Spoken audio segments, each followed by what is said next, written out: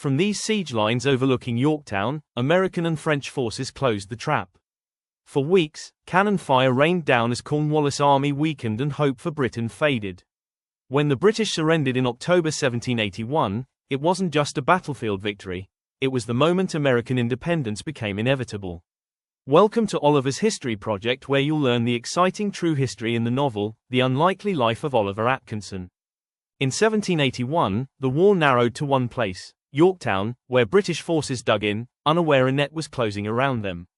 American forces under George Washington joined French troops led by Jean-Baptiste Donation de Vimours, Comte de Rochambeau, against Britain's Charles Cornwallis.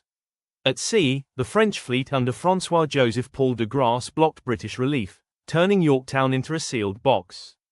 Allied armies dug trenches, hauled artillery, and pounded British lines day and night. Classic European siege warfare, executed perfectly. Two British defences, Redoubt 9 and Redoubt 10, blocked the final advance. They had to fall. French troops stormed Redoubt 9. Americans, led by Alexander Hamilton, charged Redoubt 10 with bayonets, capturing it in minutes. With the redoubts taken, Cornwallis's position collapsed. Cut off by land and sea, British resistance crumbled. On October 19, 1781, Cornwallis surrendered. Yorktown didn't end every fight, but it ended the war for independence.